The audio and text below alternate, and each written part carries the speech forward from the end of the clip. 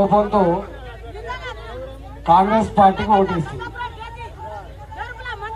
ఇవాళ మేమెందుకు వచ్చినాం? మేము వచ్చింది కేసీఆర్ మీద కోపముడి బొంద పెడితే కేసీఆర్ ను మరి హామీలు ఇచ్చిన కాంగ్రెస్ పార్టీ బిడ్డ హామీలు ఇస్తేవి మా ప్రజలకు ఇస్తావా లేదా అని చెప్పి గల్లా పట్టి అడగడానికి మేము వచ్చాము ఇక్కడికి. ఆనాడు 40,000 కోట్ల రూపాయలు ఖర్చు పెట్టి ఎక్కడో కరీంనగర్ మానేరు డ్యాములో కటికేస్తే ఇక్కడ పాలకుర్తిలో నీళ్ళు వస్తాయని చెప్పిండు. ఎవరు? ఈ పాలకుర్తిలో ఆనాడు మనకు నీళ్లు తాగించిన బోర్లు, ఆనాడు నీళ్లు తాగించిన బావిలు, ఆనాడు నీళ్లు తాగించిన చెర్లు పనికి రావని 40,000 కోట్లు ఖర్చు పెట్టి మొత్తం తెలంగాణలో పాలకుర్తే కాదు సుమా, లంబాడ తండాలు, చెంచు పెంటలు, మారుమూల గిరిజన గ్రామాలకు కూడా నీళ్ళిచ్చినా అని చెప్పి గొప్పలు చెప్పుకున్న వ్యక్తి కేసీఆర్. కానీ ఇవాళ మా ఆడబిడ్డ అంటుంది నీళ్ళు లేవు అంటుంది, నీళ్ళు వచ్చినా వాసన వస్తానే బిడ్డ అంటుంది. అందుకే మేమంటున్నాం ఇవాళ ఈ ప్రభుత్వం అయినా ఖర్చు పెట్టి పనిచేసిన మిషన్ భగీరథతో మా ఆడబిడ్డలకు 24 గంటలు నీళ్ళు ఇవ్వమని చెప్పి మేము డిమాండ్ చేయడానికి వచ్చినాం ఇక్కడ. రెండవది మా ఆటో డ్రైవర్ అడుగుతున్నాడు 12,000 రూపాయలు ఇస్తా అని చెప్పి. ఒక్క ఆటో డ్రైవర్ ఏందే?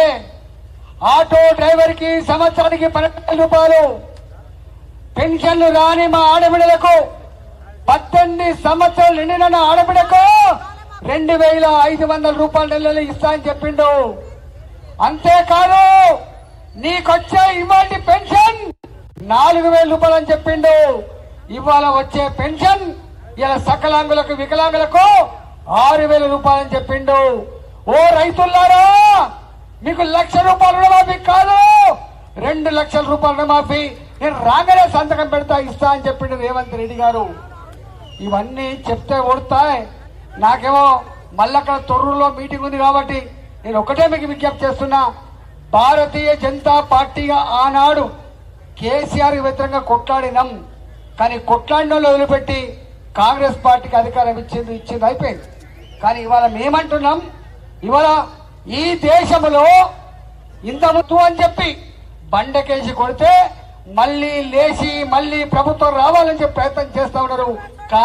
కానీ కశ్మీర్ నుంచి మొదలు పెడితే తెలంగాణ వరకు ఎక్కడ చూసినా కూడా బిడ్డ ఈసారి ఓటు నరేంద్ర మోడీ గారికి అని చెప్పి అంటా ఉన్నారు.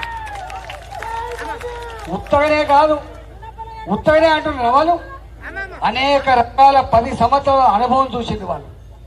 ఉండనా ఎప్పుడైనా జన్ధన్ ఖాతాలు?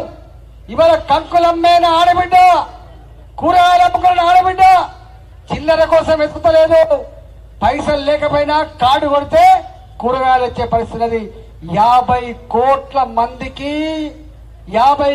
మందికి అకౌంట్లు ఓపెన్ చేసి ఇంటర్నెట్ సౌకర్యం కల్పించి చదువు రాకపోయినప్పటికీ కూడా డిజిటల్ పద్ధతుల్లో ట్రాన్సాక్షన్ చేస్తున్న దేశం ప్రపంచంలో భారతదేశం అనే విషయం మర్చిపోకండి.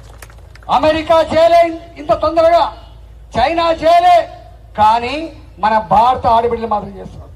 అమ్మా, మా ఆడబిడ్డలు ఇక్కడ కాబట్టి మాటలు చెప్పిపోతా. ఇవాళ బాధలు గ్రామాలలో ఇళ్లలో అనుభవించే వాళ్ళు మహిళలే. ఇవాళ పిల్లలకు ఫీజు లేకపోయినా, కొడుకు యాక్సిడెంట్ అయినా